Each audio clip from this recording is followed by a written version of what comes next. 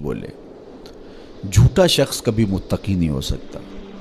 اتقاء کے حصول کے لیے اپنے آپ کو سچ کا خوگر بنانا ہوگا۔ سچ کے بغیر کبھی نہ بولیں۔ جھوٹ بولنے والے کی زبان سے شر پھیلتا ہے، اور جب کوئی شخص جھوٹ بولتا ہے تو حدیث پاک میں آتا ہے اس سے بدبو نکلتی ہے، جس کو عام لوگ تو نہیں سونگھ پاتے، لیکن اللہ کے فرشتے 1 میل دور پیچھے ہٹ جاتے ہیں۔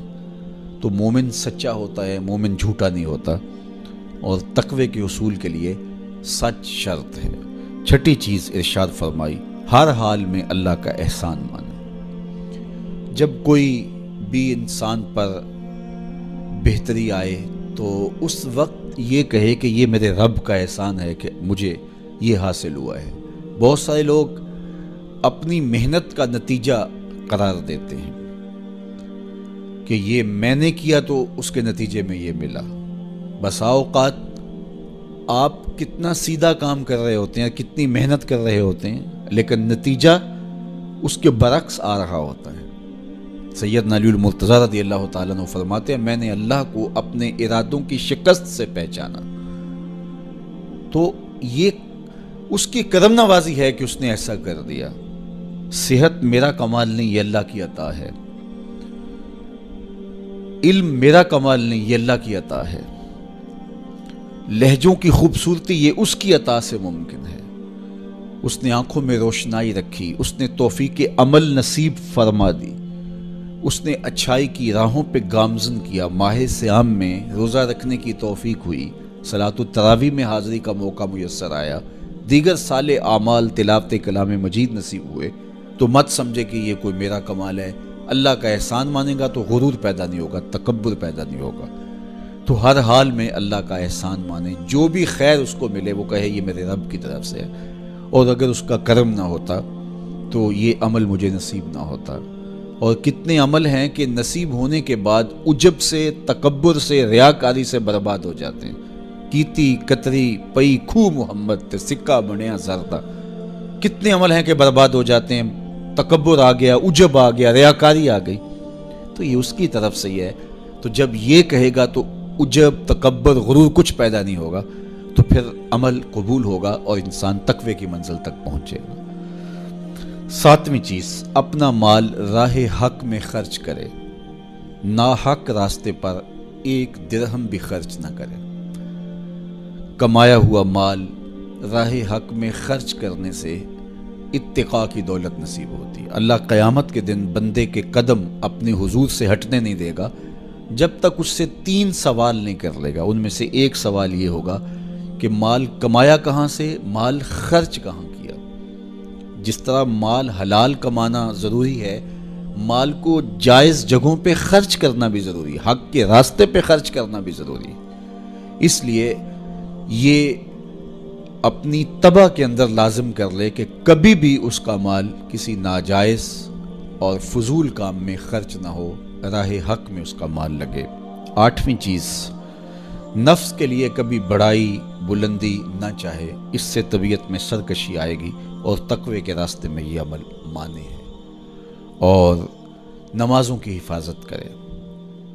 نمازوں کی اگر حفاظت نہیں کرتا تو باقی سارے عمل اس کے پاس ہیں، تو وہ متقی کیسے بن سکتا ہے؟ چونکہ یہ تو اسلام کا بنیادی فریضہ ہے جو اہل ایمان پر لازم کیا گیا ہے، جو کسی صورت کے اندر بھی، حتیٰ کہ حالت بیماری کے اندر بھی معافی جس کی نہیں ہے، سفر کے اندر بھی نماز کی معافی نہیں، مختصر کر دی گئی، قصر کر دی گئی، لیکن معافی نہیں دی گئی، حالت جنگ کے اندر بھی اس کی معافی نہیں ہے۔ تو نمازوں کی محافظت کرے۔ اور 10ویں چیز، حضرت شیخ فرماتے ہیں عقیدوں کی صحت کا خیال رکھے، اپنے عقیدے، اپنے نظریات خوبصورت رکھے، وہی جو طریقہ مبارکہ اہل سنت و جماعت کے بزرگوں کے عقائد تھے اور شروع سے صحابہ سے لے کے دور موجود تک چلے آ رہے ہیں، ان کی مطابقت کے اندر اپنے عقیدے رکھے۔ نظریات کا عکس اعمال میں ہوتا ہے، اگر نظریات اچھے نہیں ہیں تو اعمال بھی اچھے نہیں ہیں۔ تو یہ 10 خوبیاں اور 10 چیزیں اگر کسی شخص نے اپنے اندر لازم کر لیں تو پھر لازمی نتیجہ یہ ہے کہ وہ متقی بن جائے گا، وہ پرہیزگار بن جائے گا۔ روزے کا مقصد بھی تقوی ہے، تو یہ بات ذہن میں رکھیے گا کہ صرف روزہ ہی نہیں، ہر عمل خیر کا مقصود تقوی ہے۔ تقوی کا حصول یہ اہل ایمان سے تقاضا ہے ہمارے رب کا کہ وہ متقی بن جائیں۔ متقی ایک صاف ستھرا انسان ہوتا ہے، پاکیزہ وجود ہوتا ہے۔ متقی شخص کسی کو ضرر نہیں دیتا، کسی کو دکھ نہیں پہنچاتا، وہ کسی کا حق غصب نہیں کرتا، کسی پر ظلم، زیادتی، جور و تعدی سے پیش نہیں آتا، وہ لوگوں کے حقوق کی پاسداری کرتا ہے، وہ اپنے فرائض کو پورا کرتا ہے، وہ خلق کے حق کو بھی ادا کرتا ہے اور خالق کے حق کو بھی ادا کرتا ہے۔ وہ دھرتی پر اللہ جل شانہ کی رحمتوں کا روپ ہے، دھرتی کا بوجھ نہیں ہے بلکہ دھرتی کی زینت ہے۔ تو ایسے پاکیزہ وجود یہ مقصود ہیں شریعت کے، اس لیے ہمیں تقوی ہر صورت میں حاصل کرنا چاہیے۔ قرآن مجید میں تقریباً 258 مرتبہ تقوی کو اختیار کرنے کا مختلف صیغوں کے ساتھ حکم دیا گیا ہے۔ تو اب آپ اندازہ کیجئے یہ کتنی اہم شے ہے جس کا تقاضا اہل ایمان سے کیا گیا ہے۔ تو اللہ جل شانہ کی بارگاہ میں میری دعا ہے جملہ ناظرین کے لیے، ناظرات کے لیے، آپ سب لوگوں کے لیے، اپنے لیے، اپنے ساتھ جڑے ہوئے تمام لوگوں کے لیے کہ اللہ سب کو اتقاء کی دولت نصیب کر دے۔ یہ زندگی بے مقصد نہ گزر جائے۔ ہم جس مقصد کے لیے آئے ہیں ایسا نہ ہو کہ ساری زندگی گزار کے چلے جائیں اور خالی دامن لے کے اللہ کے حضور پیش ہوں۔ نہیں، اس دامن کو تقوی کے نور سے بھر کر اس کے حضور پیش ہوں، لیکن اس کے فضل پہ آس ہو، مغرور نہ ہونا، جو میسر آ جائے اس کو اللہ کا احسان سمجھنا، اور اس کے حضور کہا مالک مجھ سے تو یہی ہو سکا ہے، اور یہ بھی میری کوتاہیاں اور میری کمزوریوں کے ساتھ ہے سب کچھ، تو اپنے کرم سے میرے پہ رحم فرما۔ تو اللہ تعالیٰ کو ایسا بندہ بڑا پسند ہے جو اس کو راضی کرنے کی کوشش میں لگا رہتا ہے ساری زندگی۔ آپ کے پاس ایک ملازم ہے اور وہ کمزور ہے، لیکن سارا دن کوشش میں لگا رہتا ہے، کبھی وہ دیواریں صاف کر رہا ہے، کبھی وہ آپ کے دروازے پر کپڑا لگا کے اس کو صاف ستھرا کر رہا ہے، کبھی پانی آپ کو پیش کر رہا ہے، کبھی آپ کی گاڑی کو کپڑا لگا کے صاف کر رہا ہے، کبھی اور آپ کے کام میں لگا ہے، اور وہ کمزور ہے، کبھی بیچارہ تھک کے دھوپ میں بیٹھ بھی جاتا ہے، کبھی اس سے ہوتا ہے کبھی اس سے نہیں ہوتا، لیکن وہ نیت سے برا نہیں ہے، ہر وقت اس کی کوشش ہے کہ صاحب مجھ سے راضی ہو جائیں۔ تو آپ اس کی بہت ساری کوتاہیاں معاف کر دیتے ہیں، وہ کہتے ہیں یار کمزور ضرور ہے لیکن نیت کا ماڑا نہیں ہے۔ تو یار اگر ہم نیت کے ماڑے نہ ہوں، ساری زندگی اللہ کو راضی کرنے کے لیے گزار دیں، تو وہ بھی تو دیکھ رہا ہے یہ میرا بندہ ہے۔